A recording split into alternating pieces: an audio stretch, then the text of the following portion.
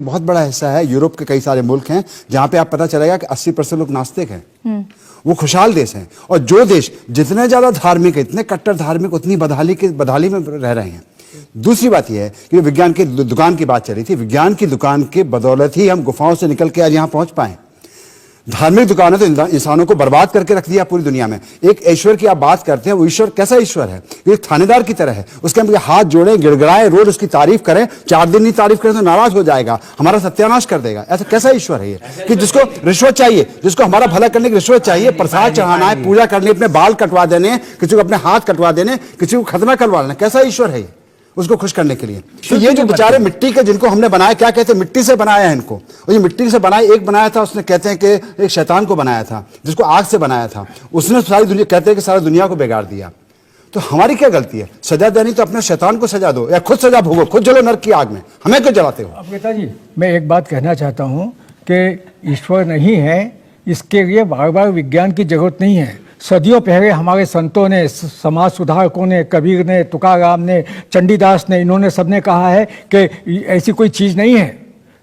दुनिया कितनी बेवकूफ़ है जो पत्थर पूजने जाती है, घर की चक्की कोई नहीं पूछती। उन्होंने कहा है ये बहस जो है, और इसके लिए ईश्वर नहीं सिद्ध होने के लिए ज़मीन से जुड़ा हुआ आदमी होना चाहिए। मानुष्य सत्य है मेरा, मनुष्य में मेरी आस्था है, शब्दों में आस्था है जो पुरखों ने दिए हैं। संत चंडीदास ने कहा था, मानुष्य सत्य सवार ऊपर तहार ऊपर नाही। मानुष्य सत्य ईश्वर है। भाषा शब्द की प्रतिबद्धता वो है, शब्दों में, कठिन शब्दों में और चीज़ों को गड़बड़ करके लोगों को मूर्ख बनाना और भ्रमित करना, ये सत्य नहीं है। वो न धार्मिक भाषा है न मजहबी भाषा है।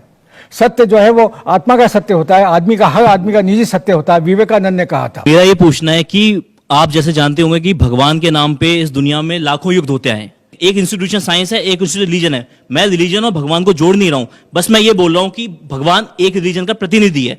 तो वो प्रतिनिधि बैठ करके ये सब देखता रहता है। साइंस के नाम पे आज तक आप मुझे एक युग बता दीजिए जो साइंस में आपस में साइंस ने स्टार्ट किया हो।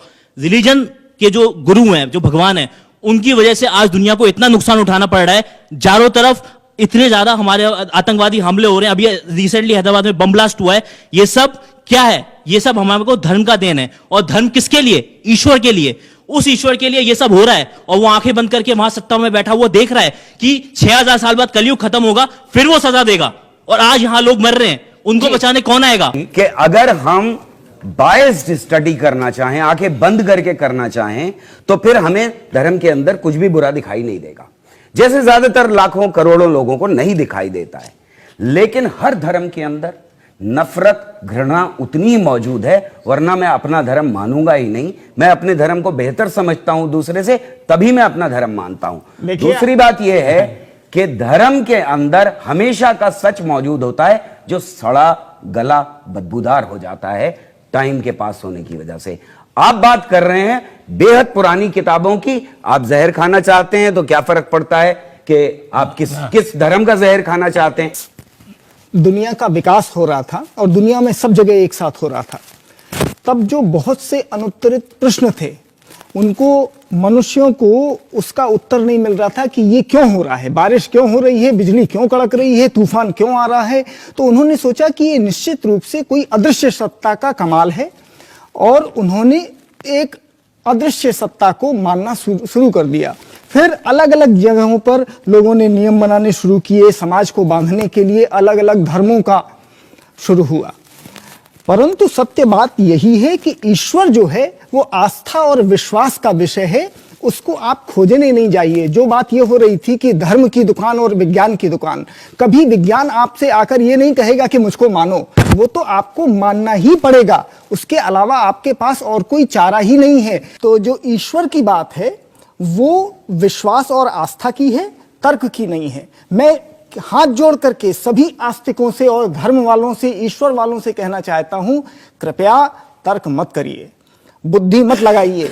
तर्क करने की गुंजाइश वो विज्ञान में होती है, धर्म में नहीं, आस्था में नहीं, विश्वास में नहीं। वहां पर तर्क का कोई काम नहीं है। वहां तो आप मानो, आंख बंद करके देखिए। विज्ञान होता है, वहां पर डाउट होता है, आप शक कर सकते हैं, परंतु भगवान में, धर्म में आप शक नहीं कर सकते। वहां शक की, डाउट की कोई गुंजाइश नहीं। और वो यहाँ पे बैठे हुए लोगों में भी दिख रहा है। आप पूछिए सवाल। मेरा सवाल स्वामी जी से है। विज्ञान ने समाज को इतना कुछ दिया है, आप सब जानते हैं। लेकिन भगवान ने हमें दिया क्या है? भगवान ने हमें समय बर्बाद और पैसे बर्बाद करने के सिवा दिया क्या है? मेरा सवाल आपसे है, अगर कोई मरता है, कोई बीमार होता है, उसमें विज्ञान क्यों बचाता है? भगवान क्यों नहीं बचाता है उसे? अगर कोई पापी पाप करता है, उसमें उस समय भगवान कहाँ है? तो जैसे बताएं। जैसे विज्ञान आया, आपके जीवन में तरक्की आई। जब आप पुरातन पंथ के जमाने से लेके आज तक जो आगे बढ़े हैं, यहाँ तक जो पहुंचे हैं, ये विज्ञान की ही बदौलत है। और शायद अगर आप विज्ञान में इतना ही भरोसा और आस्था रखेंगे तो आने वाले दिनों में आपका जीवन और आगे जा सकता है।